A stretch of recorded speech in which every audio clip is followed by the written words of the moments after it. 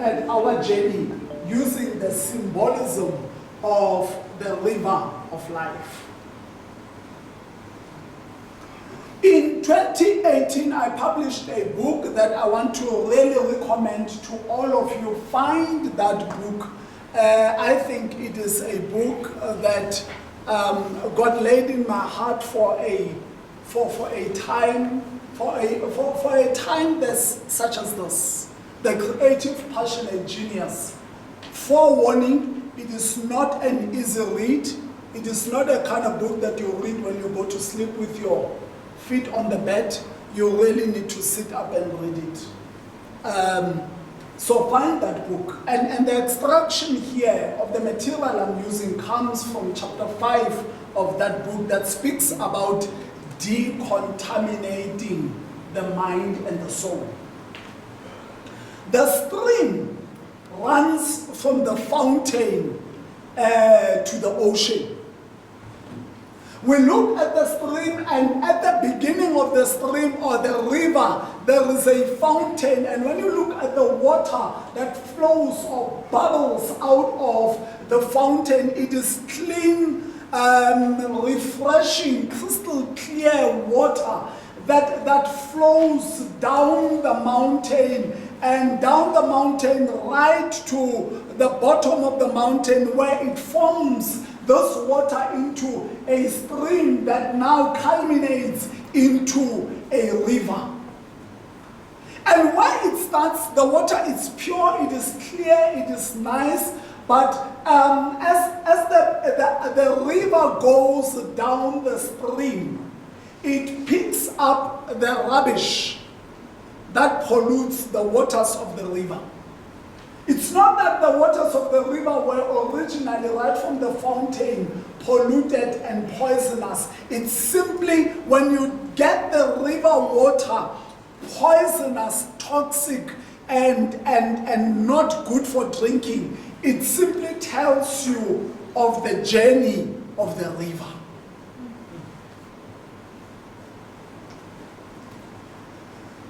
As the river goes, it passes through residential and industrial areas. And when it passes through residential areas, those who live in residential areas and industrial areas where there is a river passing, business people sometimes become very reckless and irresponsible. They will throw the toxic stuff into the river. That same river that started as pure, crystal clear, refreshing water now has got chemicals from the industrial productions. It has got a piece of cloth, and it passes through some squatter camp where it finds urine and human feces and dog feces, and it's licked by animals and everything. The river becomes just toxic. The longer it goes, the more rubbish it collects.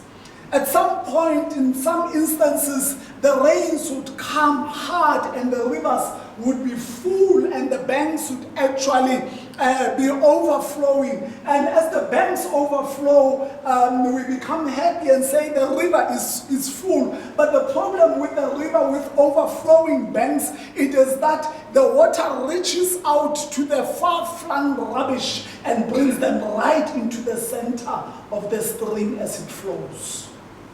And the river continues to flow. And as it flows with the toxic material in it, the aquatic life is being destroyed.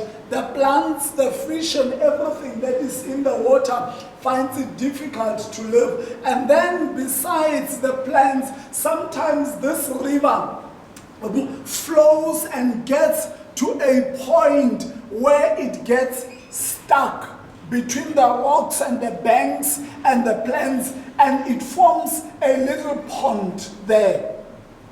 And the river stops flowing, but there's a part of the river that continues to flow, but this little pond here is water that is stuck in a particular space. So you've got a body of water that used to flow, but now it is stuck. And when water is stuck, it begins to stink.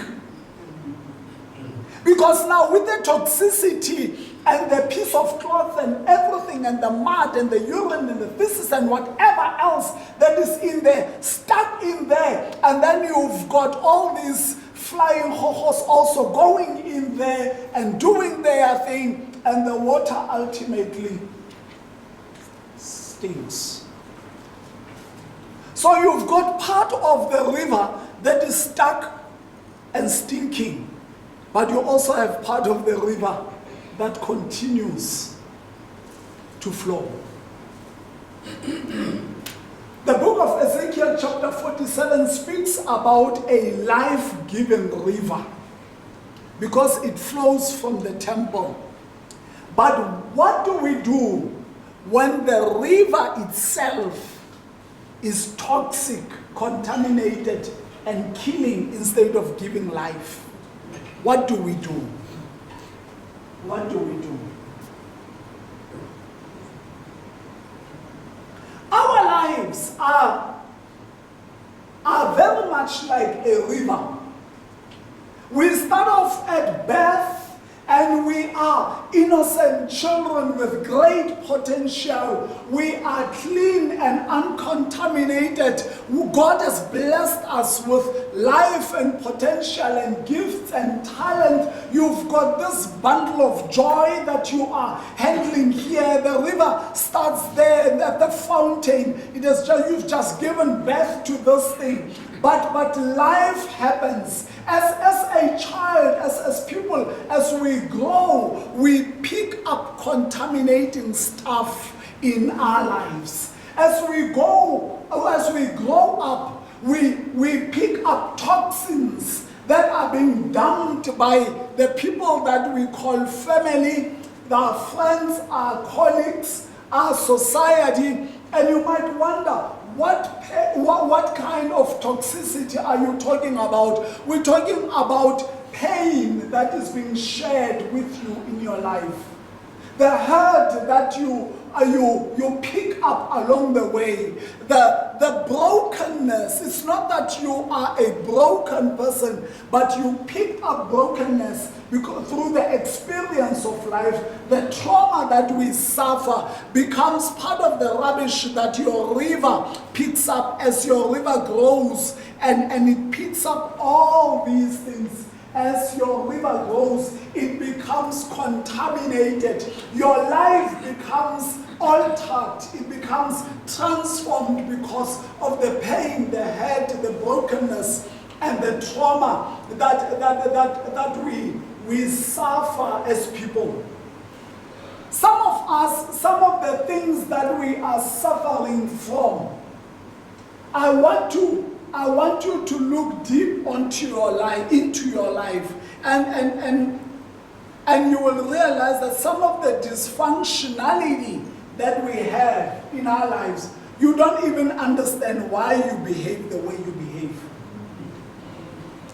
But if you get a good therapist or a great spiritually gifted person, and they help you to go back into your ancestral lineage, you will find that along the river of your lineage, in your ancestry, there are things that happened that were a pain, that were a hurt. And as children get born in that family, the family gets the dysfunctionality of some sort. And the children that are born later don't even understand what the heck is going on in our family. Do you know what I am talking about? Have you ever seen a family that has got a case of divorce? My great-grandfather divorced, my grandfather divorced, my father divorced, and you as well are on the brink of the divorce. And you try and figure it out. What is it about this demonic spirit of divorce in my family? It is a dysfunctionality that you inherit. It gets deeper sometimes with children being born with some bodily dysfunction, Down syndrome kind of thing. Those are some of the dysfunctionalities that we inherit. And as Black Africans in particular, but I am absolutely sure that it's for all human beings, we are acutely aware of what I am talking about. The broken childhood, where abuse, neglect, trauma, and violence characterized your life. I was counseling a couple some few years back when I was still in Katlehong. And surprisingly, this time the session was requested by the men. Because men generally don't like going to counseling, and they never really ask for counseling unless they are in the deepest of trouble. And this guy asked for counseling, and they come with the wife, and they begin to tell the story. And the heart of the problem is simply that she is beating him up. Like, very seriously. And I asked the lady, okay, tell me, why are you beating up your husband? She really doesn't know. And as I sit there, something in the spirit says, ask her about her childhood. And I said to her, okay, let's leave. She was 32. I said to her, let's leave this. Tell me about your childhood when you were between 8 and 14. She responded with a tear. No word, nothing.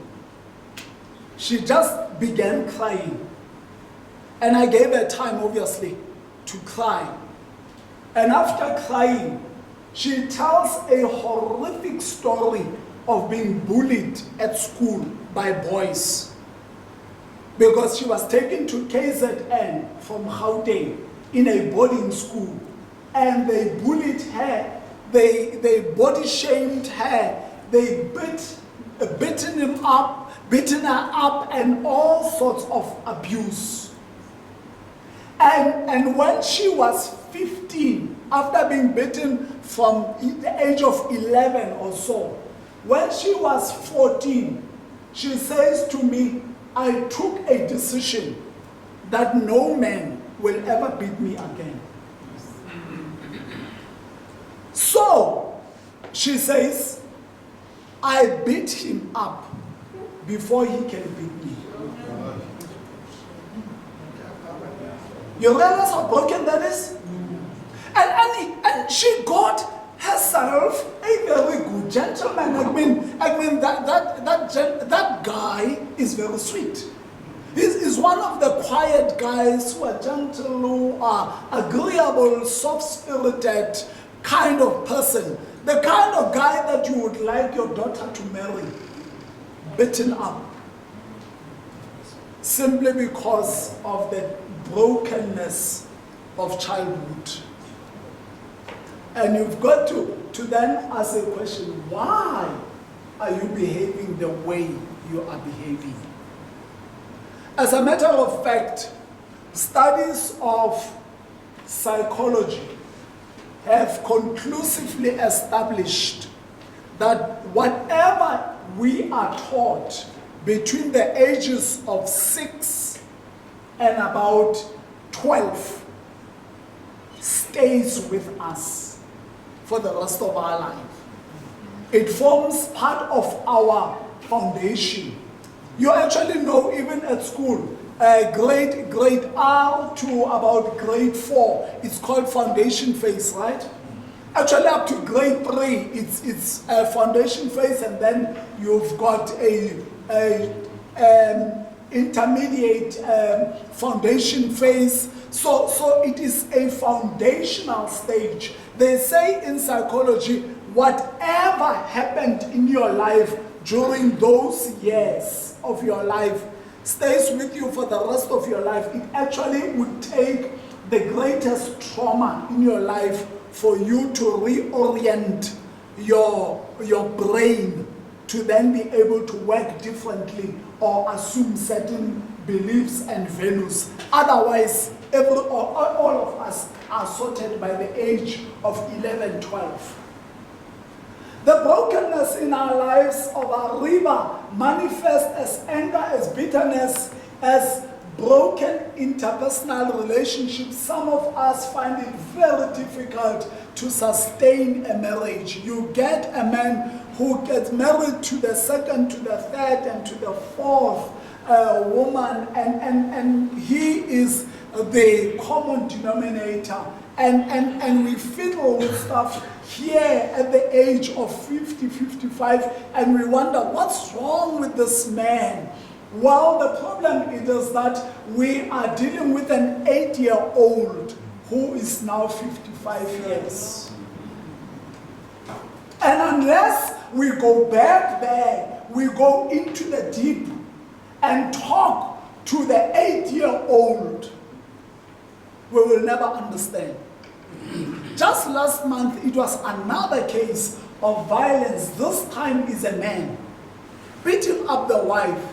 And the story also is a very sad story of abuse when he was actually 5, sitting under the bed, covering himself, because he had an angry father.